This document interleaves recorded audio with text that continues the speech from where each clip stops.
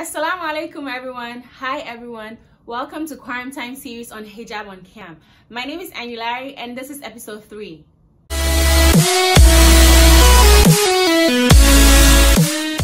Wow, you guys, this is actually episode 3 of QuaranTime series on hijab on cam. Like, I can't believe this, but it's you guys. You guys keep watching my videos, you keep commenting. I see the likes, I see all the support, and I really appreciate it. That's why it's pushing me to put out more videos. So I really appreciate it, you guys. So yeah, let's get right into today's video. So today's video, we are going to be talking about Ramadan, and just basic points, like just the basics, like a summary of Ramadan, on what is Ramadan, when is Ramadan, why Ramadan, and how you're going to be observing Ramadan in quarantine. I know that's like the question everyone is asking, because it's crazy. This is unheard of. I don't know, maybe the older generation have heard of or seen something like this before, but I personally, I haven't. And I asked my mom, she hasn't, my dad, so I really don't know.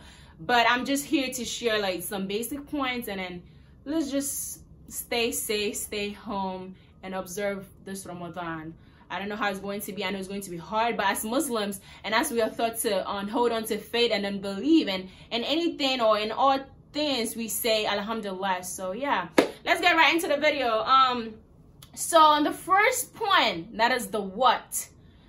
I'm gonna be given 2 points, just like a basic points to know. And I know I have non-Muslims as well on my YouTube. I have non-Muslims as my following, and I just wanted to, yeah, this is going to be like an eye-opener, like you get the idea of what Ramadan is. So on then the what, the first point on what, I'm going to be given 2 basic points, and we say, what is Ramadan?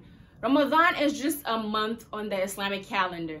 Just like we have May, June, July on Gregorian calendar, on Islamic calendar, when we say Ramadan, Ramadan is basically a month on the Islamic calendar. So that's point number 1. And for point number 2, Ramadan is a pillar of Islam. You know how Islam has 5 pillars. We have the Shahada, we have the Salah, we have the Zakah, we have Ramadan, and so we have Sawm Ramadan and Hajj al-Bayt. So Ramadan is also a pillar of Islam. So 2 points to take away from this. First, Ramadan is a month, like we have May, June, July, and Ramadan is a pillar of Islam.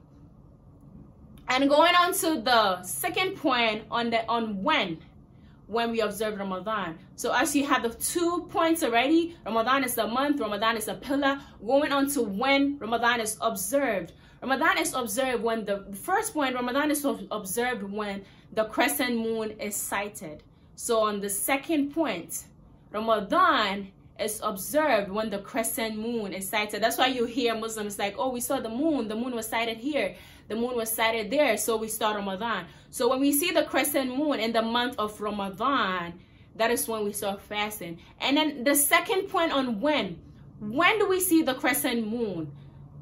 We see it obviously in the month of Ramadan. And then when is the month of Ramadan? Ramadan is the 9th month on the Islamic calendar. So just like September is the 9th month on the Gregorian calendar, Ramadan is the 9th month on the Islamic calendar. And then a question would be asked, so why are we not observing Ramadan in September? Because it's also the 9th month. Because the lunar calendar is different from the solar calendar. And the lunar calendar is also 11 days short from the solar calendar. That's why we had the Ramadan dates or months shifting in the Gregorian calendar, because last year I remember we started Ramadan in like May, and this year we are starting in April. So it's just going backward because it's 11 days short from the solar calendar. That's why it's different. That's why Ramadan, though it's on the 9th month of the Islamic calendar, it's not the same as the Gregorian calendar. That's why it's different. There's 2 points on then when. That's 2 points on when. So we have 2 points for what and 2 points for when. And then going on to why, because I know a lot of people ask this question a lot, why do we observe Ramadan? A lot of people ask the question, why do we observe Ramadan? The first why is because it's wajib. And then like it was said in the Quran. That's like the chapter 2 of the Quran and verse 183. Like he said in the Quran, he said, Ya ayyuhal ladhina amanu kutiba alaykum siyamun kama kutiba ala ladhina min qablikum la'allakum tattaqun. He said, oh, you who have believed, he has decreed upon you. He has decreed Ramadan upon you because you've taken the Shahada. That's the first pillar of Islam. So once you've taken the Shahada and you're a Muslim, or whether you're born into Islam, Ramadan becomes a part of you. He has decreed it upon you, just like he decreed it upon those before you. He decreed it upon our forefathers. He decreed it on the Prophet Muhammad and those who came after him, Prophet Muhammad sallallahu alaihi wasallam. He decreed it upon him, just like he has decreed it upon us. So once you take the Shahada, once you're a Muslim, it becomes wajib.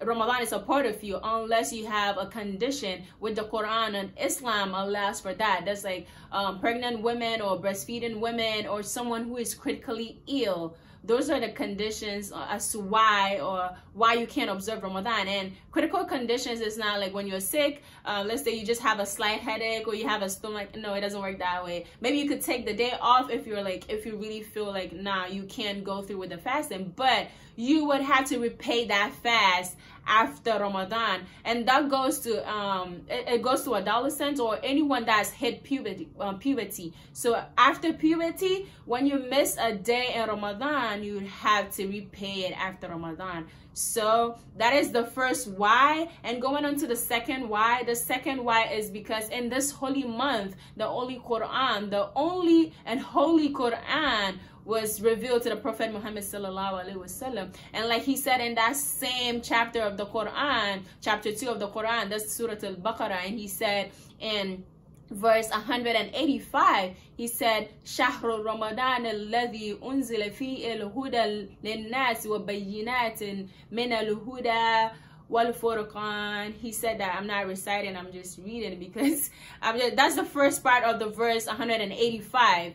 And in that verse he said the Holy Quran was revealed to the Prophet Muhammad sallallahu alaihi wasallam, and it was revealed as a guidance to mankind. That's why Muslims follow the Quran so much. Anything we do, it has to be based on the rules and regulations in the Quran. So the Quran was revealed in this holy month, and it was revealed as a guidance for mankind. It was revealed as a guidance for us Muslims. That's why we follow it. And in this holy month, the Quran was revealed to the Prophet Muhammad sallallahu alaihi wasallam. So that's the second why. The first why, because it's wajib, it's like an obligation for us to observe Ramadan. And the second why was because in this month, the Holy Quran was blessed to us. It's a blessing. If I say blessed, it's not wrong. It was blessed. Allah blessed us with the Holy Quran in this month, and He blessed us with the Holy Quran through our Prophet sallallahu alaihi wasallam.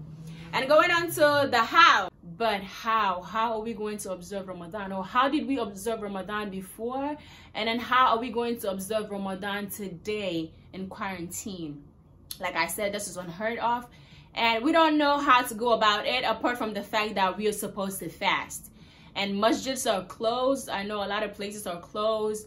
And it's going to be hard. And the reason why I put why or how in this video is when I first heard that we're going to be observing Ramadan indoors, I was just sad for the masjid and for like the ummah basically, because I felt like a lot of people have problems that we don't know of. We just see them in the masjid worshiping their Lord and they're happy to worship. And then in Ramadan, a lot of people come together. It's like Ramadan brings us together more than any other month, like in Islam or like for Muslims. Ramadan brings us together like so it brings all of us together basically. It brings everyone together. And so I was sad to hear that we're going to be observing Ramadan indoors. That was the first reason, because we are a lot of people in Ramadan, we get blessings from Ramadan, because when we come together we say salams, and that's blessings. We say blessings onto each other, and that's blessings. That's the first reason. And the second reason, how are others going to cope? Me, for instance, I know I have roof over my head, I have shelter, I have a family, I have food that I could get through with. I was thinking about others that don't have all these privileges or can't afford it like I can. Not like I can afford it, but I'm privileged that at least I can. So I was just thinking about others, because in Ramadan we see a lot of people in the masjid. People basically eat there. People take away food from there. It's like giving alms. And then during Ramadan, the masjid helps a lot of people. So I was thinking, and it made me think, how are these people going to cope when the masjids are closed? How it's sad. It's like a very sensitive topic for me, because it beats me, and I keep asking myself, how are we going to observe Ramadan in quarantine? Because first of all, it brings us together. We fetch all these blessings. Second of all, a lot of people depend on these masjids to survive. And then how are they going to observe Ramadan in these times? Are they going to be discouraged? Are they going, how? Basically how? And it's really mind-blowing. But then I know a lot of communities are trying hard to put things together for the members of the community. So a method, or like a solution on the how, is just keep up with your local masjids or your local mosques, and then see what you're doing or what you're going to be doing to help the less privileged. That's like one solution I was looking at. And then how spiritually, or how mentally, or how physically, because I know a lot of people as well, not to judge or not to just make it an issue, but a lot of people pray mostly in Ramadan, and it's because it's a holy month and everyone hosts it sacred. So this is the month that a lot of people go to the masjid and then they pray. And then now that the masjids are closed, it's like I would say, like, in a form of like discouragement. It's like, oh, okay, we're not going to the masjid, so do I even pray at home?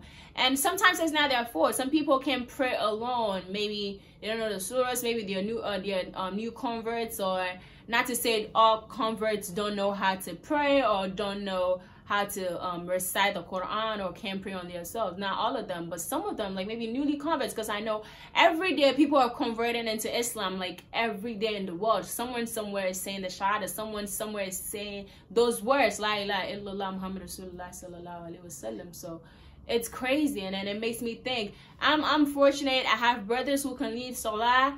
I can pray on my own. I have my father who can lead Salah, and I feel blessed. I feel blessed that I have that. But what about others? How are they going to go through this, or how are they going to observe this, which is also a problem. That's like a how.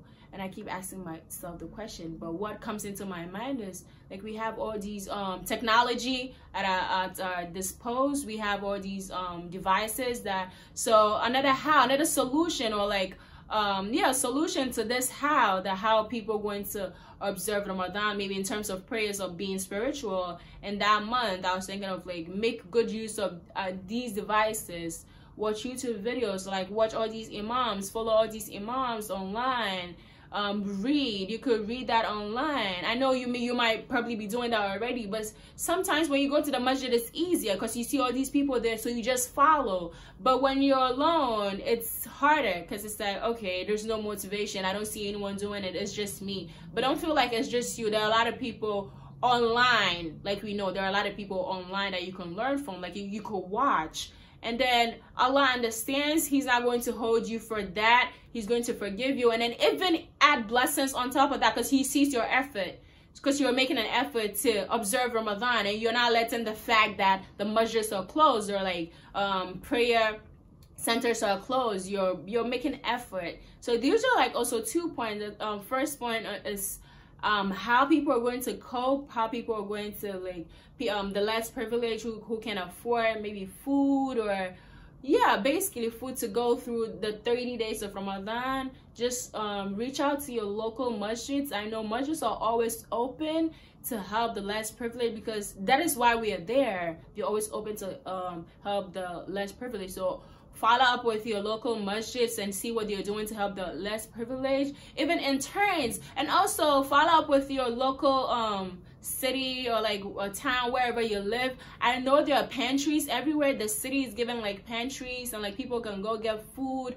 Reach out to those organizations to, like, make good use of those resources as well. I know these are hard times, so you just have to make good use of resources that are around you, your local masjids, or like just the local government centers. I know they have a lot of pantries everywhere, so you could just text the numbers, and then they keep sending alerts every day on our phones. So keep your eyes on your phones, check out with the local government centers, and then there's going to be one solution for how you're going to observe Ramadan for the less privileged, and then the second solution as to how you're going to be spiritually involved, especially if you feel like maybe you're spiritually weak. We are all spiritually weak. We're not up there, but we are trying every day. And if you know like it's going to be like an issue, it's going to be a really big problem, just like I said, make good use of these devices.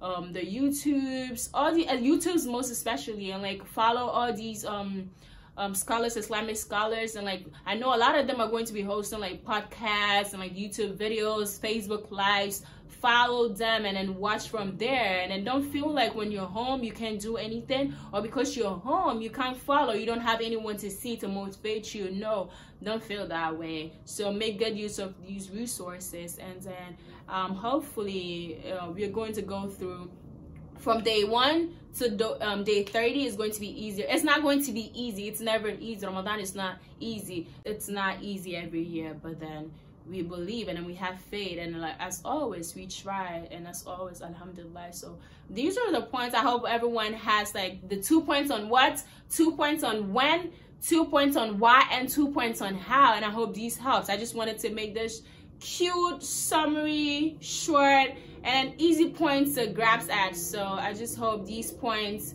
are like great points that would help you. It's helping me because I'm holding on to these points, and I hope you hold on to these points as well. And then yeah, as usual, I'm going to be putting my links, the links to my social medias in the descriptions. So you follow me, reach out to me. If I said something that was not right, correct me. And if you have something to add to this, don't hesitate to reach out to me. I'll definitely try to make a video on this. And as Ramadan is almost here, I think I'm going to be doing like Ramadan series, and then if I find any resources or if I find any information that I think might be helpful, I'll just share it here, and then maybe share how to access it, how to reach it. And then we are here to help each other. And then Ramadan is a month of giving, it's a month of forgiveness, it's a month of love. And then in these hard times, these are the 3 words that we are going to be holding on to: love, forgiveness, and then help each other in any small way that we can. So I hope you guys enjoyed this video. Don't forget to like, share, subscribe to Hijab on Cam, and then yeah, we keep making videos that would help each other. And then may everyone stay safe, stay home, be blessed, and don't let quarantine stop you from observing Ramadan. It's going to be hard, but as always, and I've said more than 1,000 times, we hold on to faith. We have faith that everything is going to get better. Assalamu alaikum.